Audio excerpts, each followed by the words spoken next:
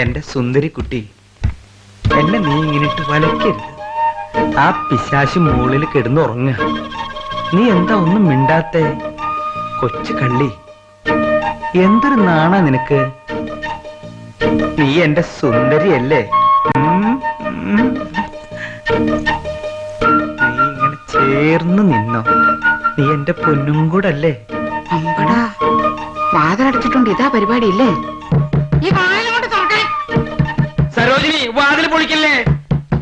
ഈ വാതിലോട്ട് തുറക്കാൻ. തുറക്കാനേ പറഞ്ഞത്. നീ ബഹളം ഉണ്ടാക്കല്ലേ, ഞാൻ തുറക്കാം.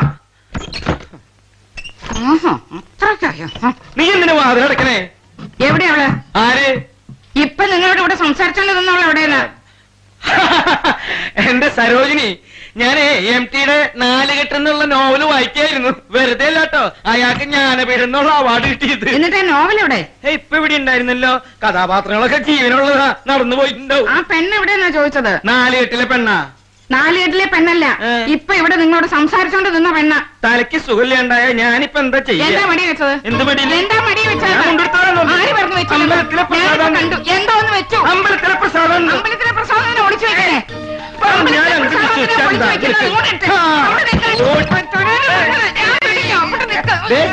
എന്റെ മുണ്ടായി ഞാൻ എനിക്കൊന്നുമില്ല.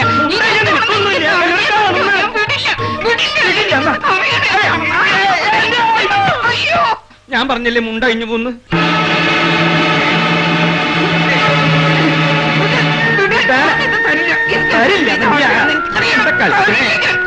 നീ ആര്? കാറ്റുമണം മേലെ ഉണ്ണിയാർക്കട മോള. മാറി നിൽക്കണേ. ആൾക്കാര് കാണുന്നു. അയലൊക്കെ എടുക്കാൻ സമ്മതിക്കാണ്. ഇവൾക്കൊന്നും ഇത്ര പ്രായമായിട്ട് ഇവളെന്താ കളിക്കേ?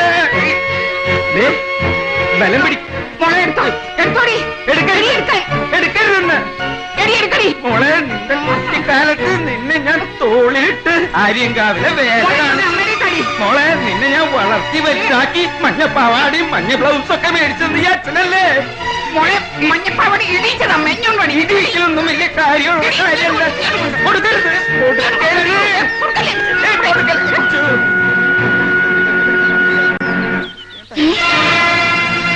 ഇതൊരു പെണ്ണിന്റെ അന്യമാണല്ലോ. സത്യം പറ, ഇതാരുടെയാ? ഇതാരുടെയാണെന്ന്? അതെ, കറുത്തിട്ട് താടി വെച്ച് കൊല്ലുന്നതിനൊരു നീലാണ്ടല്ലേ? നീലാണ്ടന്റെയോ? അതെ. അല്ല, അയാളുടെ ഒരു ഭാര്യ ഇല്ലേ, നല്ല വെളുത്തിട്ട് ഒരു സാവിത്രി, അവളുടെ ആണോ? ആ, അങ്ങനെ വരട്ടെ. സത്യം പറ, എത്ര നാളായി ഒളിസേവ തുടങ്ങിയിട്ട്? നീ എന്ത് വൃത്തിയാടാ ഈ പറയണേ? ഇത്രയും സുന്ദരിയായ നീ ഉള്ളപ്പോ ഞാൻ ഒളിസേവയ്ക്ക് പോവോ? ഒന്നും പറയണ്ട. ഇത്രയും കാലം നിങ്ങൾ എന്നെ ചതിക്കായിരുന്നില്ലേ? ഇനി നിങ്ങളെ ഞാൻ വിശ്വസിക്കില്ല. ചതിയല്ല നിങ്ങൾ. എന്റെ സരോജിനി, ഞാനൊരു തെറ്റും ചെയ്തിട്ടില്ല. ന്യായീകരിക്കണ്ട. ഞാനും മോളും ഇവിടുന്ന് ഇറങ്ങി തന്നേക്കാം. അവളെയും കൂട്ടി സുഖമായിട്ട് ഇവിടെ പാർത്തോളൂ.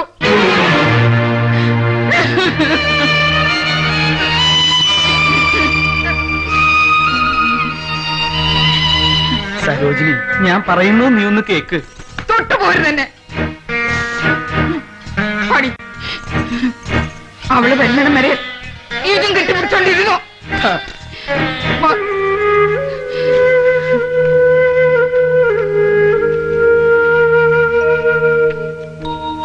ആ, എവിടേക്കാ രണ്ടുപേരും കൂടി?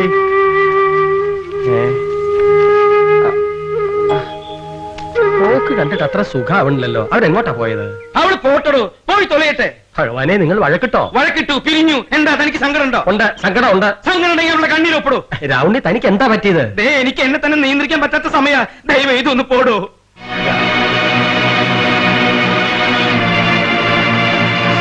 സരോജിനമ്മേ, നിൽക്കൂ.